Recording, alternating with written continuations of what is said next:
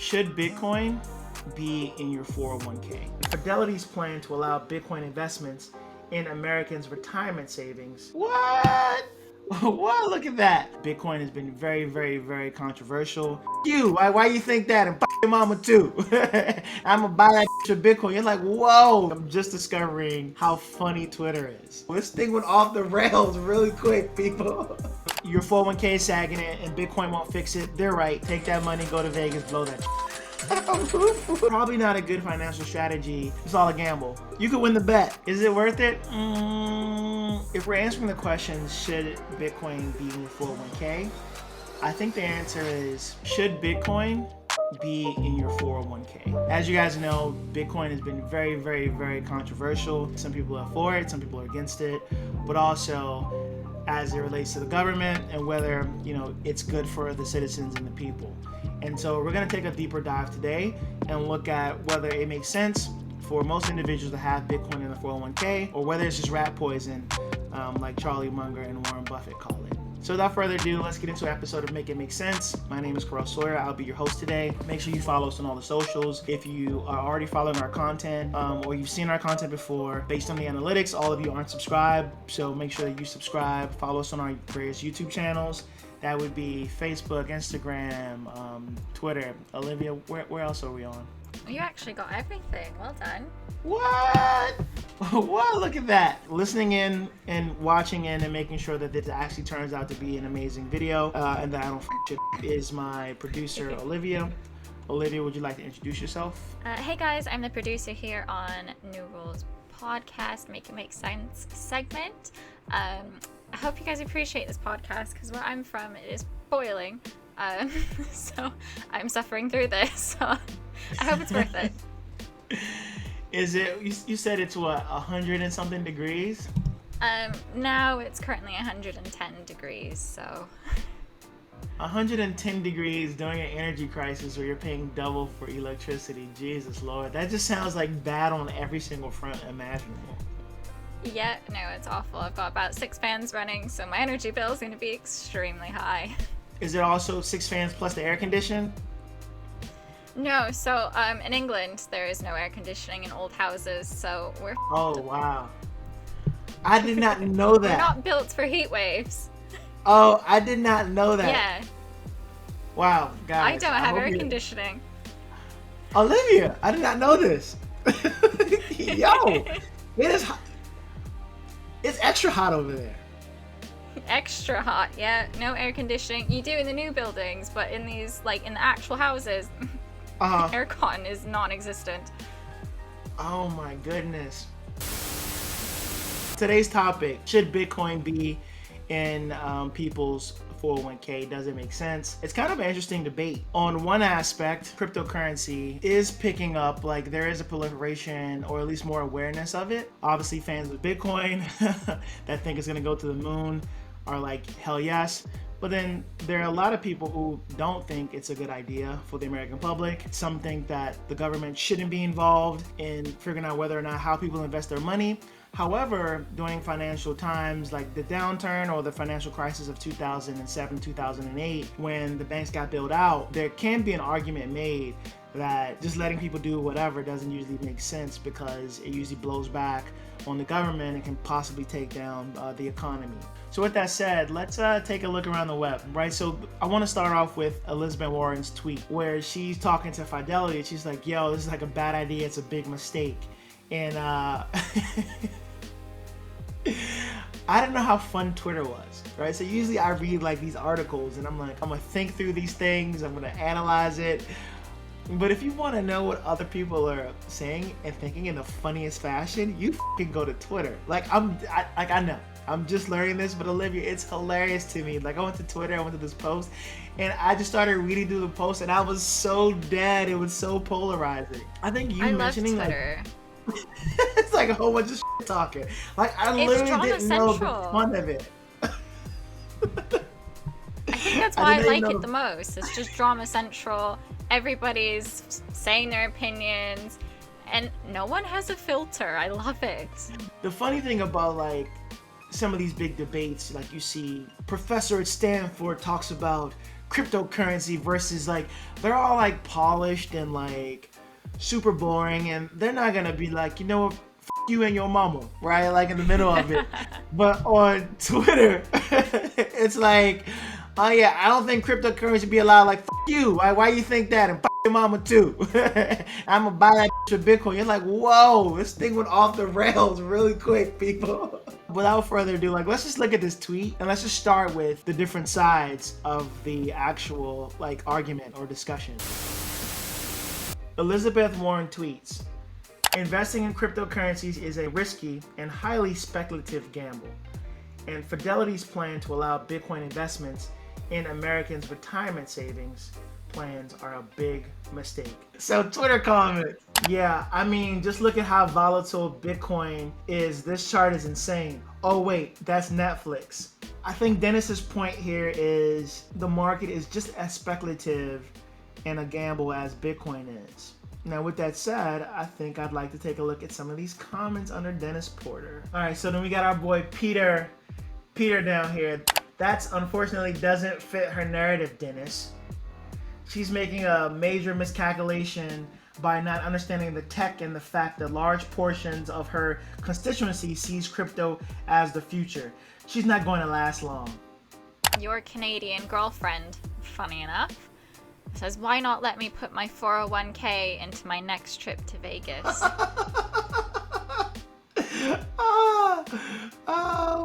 It's all a gamble. Exactly. I guess that's what your Canadian girlfriend's actually saying. Oh, wow. Unthink. You're on the wrong side of monetary history. Study up. Alan Verrier. Politicians need to stay out of people's wallets and let people decide how to spend their money. Interesting point, Alan. However, during the 2007-2008 financial crisis, because of a lot of mistakes made by individuals as well as the government had to step in. So I think there should be some sort of regulation as to how people like treat their money, especially if it means that we're gonna have to take care of them. But hey, you know, I'm Monday morning quarterbacking here, Alan. You probably had a different perspective, and you're probably right. I think I side best with my Canadian girlfriend. Just, you know, take that money, go to Vegas, blow that. Alright. Investing in the stock market is risky. While I don't trust Bitcoin either, why is one risk okay but another isn't? Respectfully, we in Massachusetts have bigger life issues than addressing this right now. She didn't even talk about Bitcoin, but why is Ellen on this post if she doesn't want to talk about it? I'm totally confused, Ellen. I think you get the basic point there.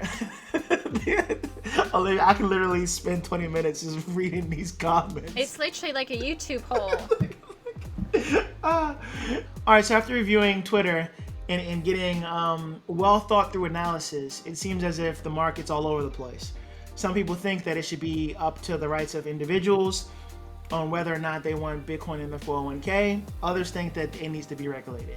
Well, my opinion is you can already invest in Bitcoin in IRA. You can invest in Bitcoin in a brokerage account. So I guess the real question is, why the 401k? Like, why that vehicle? And my thought process, even before we go a little deeper into this rabbit hole that is, should Bitcoin be in your 401k, is simple. You'll hear me say it here, you'll hear me say it again. Cryptocurrency right now, as where it is in the market, if you're not a experienced investor or not willing to lose the money, it shouldn't be any more than 5%. So with that as a basic barometer or basic, upfront statement, if it's only a small portion of your entire nest egg and you lose it, you're not really destitute, you're not really out. So there's nothing wrong with that. I think from what I've read and what I've looked at, it can be up to 20%, which would have major effects on someone's ability to retire, depending on where Bitcoin is in the volatility. So from that perspective, I think that it's okay to allow Bitcoin in a 401k as long as that 5% mark. And yes, I think it should be regulated from that perspective. And if someone wants to do more than 5%, then they should just use the other vehicles available. Open up a crypto wallet, open up Coinbase, invest in Coinbase. You can open up a brokerage account, use all the other avenues out there. I don't think it should be allowed to be 20% of someone's retirement portfolio as of right now, because it's still very speculative and there aren't any ways to analyze or really know on whether it's going to come back or whether or not it's a bubble. And so it's really risky to just allow people to just do 20%, especially people who don't really invest outside of 401k. They really don't understand like what's going on. Well, that's my take, Olivia. What's yours? What do you think about this debate that's currently going on? I'm kind of with you. I mean, we don't have 401ks here, so this concept is kind of new to me. Yeah, I genuinely just think it should be up to people to decide what they're doing with their retirement money, really. So do you think, because like 401k is like an automatic thing where people are saving for like retirement, do you think, I guess in the concept of like retirement, you can put your money anywhere, but I feel like if you're putting it in a 401k, sometimes the employer gets to match it and different things happen. And I think that would be interesting to explore the benefits of it. I think like there needs to be more of a benefit of it because you can already invest in Bitcoin by just buying Bitcoin. If you're putting it in a 401k, what are the benefits of it? One thing that I've learned, or like heard enough from like Charlie Munger, like Warren Buffett, it's like if someone's bringing an investment vehicle to you and they're making profit up front, meaning like, oh, the transaction fee to invest in Bitcoin is 2% or it's 3%, then they're getting their money up front. So there's no risk for them allowing you to have it. It's just an asset. It's another product that they're offering to like a customer, because that's what 401k is, right? Fidelity is offering another service, but they might be making money up front. Like, I don't know how it works. We need to look into that, or that needs to be explored. You're investing in it because you think it's a long-term asset and you believe in Bitcoin and there's some sort of benefit, then yeah, you should invest in it. And the reason why I say some sort, because I'm not investing in that shit. I'm not putting Bitcoin in my 401k. I am invested in Bitcoin, but it's in a brokerage account. My thought process is, should it be in your 401k? For most people, no. For most institutions, no, because they haven't really thought through their investments or really understand every aspect of money. And if they lose all their money, they're gonna want some sort of restitution to be like repaid for it. That's just what I've seen in the past. I'm assuming that's gonna go forward. So there needs to be some sort of guardrails that allow people from getting just hoodwinked, because it happens a lot in crypto. Crypto's super scammy. And I think that might happen here. All right, so in this Wall Street Journal article, your 401k is sagging it and Bitcoin won't fix it. They're right, without even reading it. If you're gonna put Bitcoin in your 401k, it should be a small amount based on the last segment that we just talked about. So with that said, like if you haven't saved up enough money, like adding a speculative asset at 5%, even at $1 million, may not make a big difference unless Bitcoin's gonna skyrocket like 2,000%, right? If it's gonna 2x or 3x, is it worth it? That's something that you need to decide based on your investment thesis. But let's read a little bit further. It's hard to see why unleashing mom and pop retirement savings on crypto has fans of the asset class salivating. As of last December, defined contribution plans, IRA, 401k type accounts held about 37 trillion in assets. The combined market value of the two leading cryptocurrencies, Bitcoin and Ethereum, is just over $500 billion after the recent sell-off. All investments carry risk, but the first big company that plans to allow Bitcoin in employee retirement accounts, MicroStrategy, with its chief executive officer, Michael Saylor, quoted in Fidelity's press release, was an unfortunate choice to assuage regulators' fear. The enterprise software firm has recklessly bought almost $4 billion in Bitcoin for its account, borrowing money for part of it. As of Thursday, MicroStrategy value was just $1.8 billion, and the stock price was down about 2/3 since Fidelity's announcement. Mr. Saylor's response to Bitcoin's recent swoon was to post a picture of himself on Twitter with laser eyes, a signaling of bullishness in the online crypto community. I agree with this article because, Olivia, we actually talked about this like in one of our last videos, where there are people who are gambling in crypto, meaning that they're hoping that it could change like their fortunes. And then there are other people like Michael Saylor, or these large institutions or these governments where if they lose everything, like it affects a shit ton of people, right? But they're not destitute. Like Michael Saylor isn't gonna go broke and not have a house if he ruins his whole company with buying Bitcoin. But now that he's invested in it, he's obviously gonna promote it. So is it beneficial for him to allow Bitcoin in MicroStrategy's 401k? Sure. Is it beneficial for all his employees who don't have the type of money that he has to put 20% or 25% or whatever the number is, their savings in a speculative asset? No. Like, that's crazy. Like, that wouldn't make any sense. Like, it's gambling as of this point because there's no historical data to show that Bitcoin may come back. It may be a bubble. And it's kind of funny that MicroStrategy is the first company that's doing this, especially since they're a company who, instead of coming up with new investment strategies and ideas to differentiate themselves in the marketplace, they just literally just bought a shit ton of fucking crypto. And now they're allowing their employees to buy crypto. I'm agreeing with the Wall Street Journal on this one. It's just fucked up for the individual.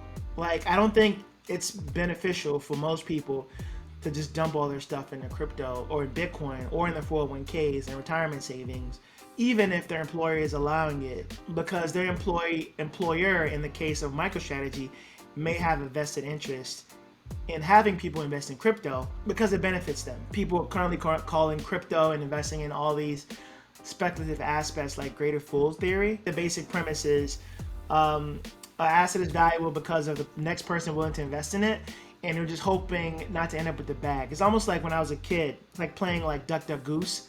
Or it's like duck, duck, goose, and whoever gets left with the bag gets left with the bag. If MicroStrategy gets left with the bag, that's one thing. But if the average person who's barely able to save up for retirement gets left with the bag, they're totally screwed. Now let's talk about some of the pros and the cons with putting Bitcoin in your 401k.